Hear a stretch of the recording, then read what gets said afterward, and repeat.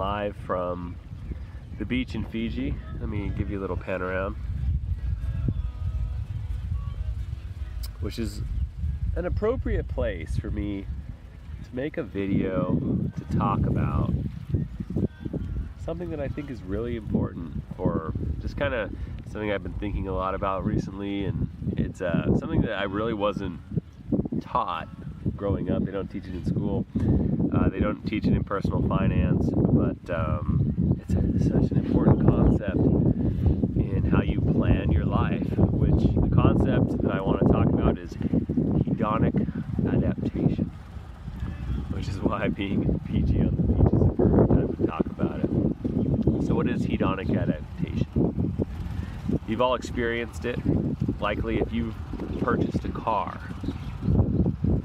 Day one, got your new set of wheels.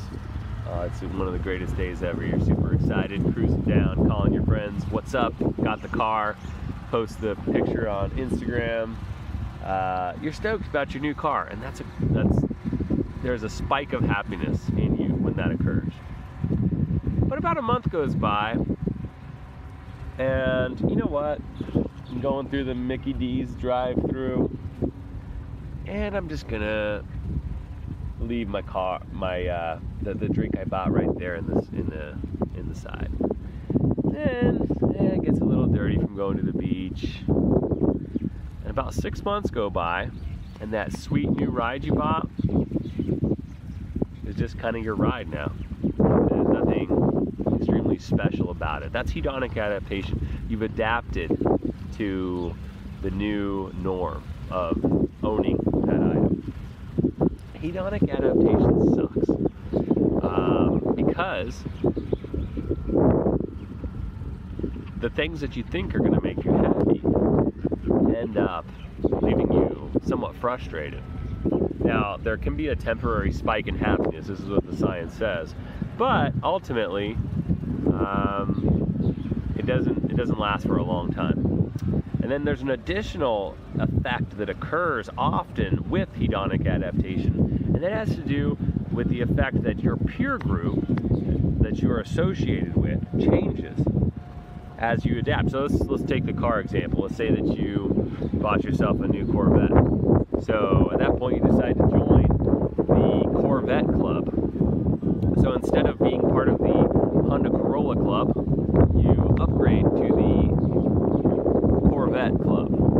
And all your buddies drive Corvettes. And the next thing you know, the new awesome fast Corvette comes out.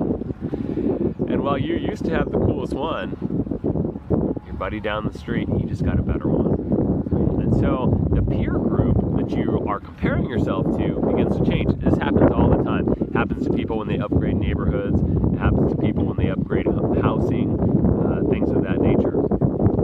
And so that's why hedonic adaptation sucks so much, because you think, I want to do this thing, and you feel very accomplished when you do it, but it ends up bringing you less satisfaction when you get there. I've even heard stories of people up in Silicon Valley who feel like a nothing with millions of dollars in their bank account, when there's others in Silicon Valley with hundreds of millions of dollars.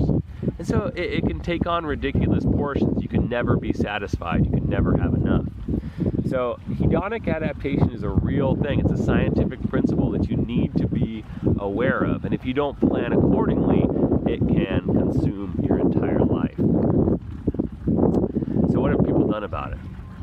Well, I started reading about it. I started doing some research, and they've known about this for a long time. Back in the day, with the Romans and the Greeks and such, they had a group of guys that called themselves the Stoics. And I'm not an expert on Stoic philosophy, but these guys sort of recognized it, and they said, you know what, we're going to live our lives a little bit differently. We're going to take on challenges, we're going to embrace them, and we're going to, like, for example, they preached about the wonders of taking a cold shower, or enduring hardships. And they did it on purpose, because they realized that life was about being internally happy as opposed to external things that will make you happy.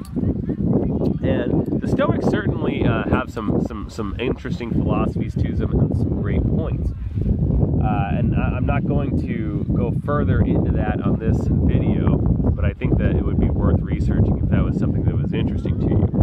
But my personal opinion is that the Stoics can get a little bit too far with it in their stoicism, and essentially forget some of the things that do bring some enjoyment to life. Because the science records now, while you bought that Corvette, and the long-term effect is perhaps greater levels of dissatisfaction, there is a spike in happiness that occurs when you first make that purchase.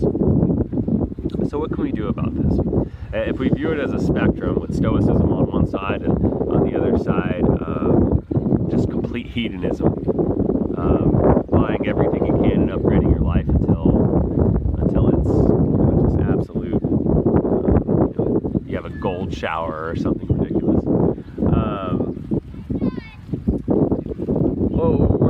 Where do you go with that? And so this is some of the lines that I've been thinking along lately, which I think are very interesting, is being strategic with how you budget and plan your money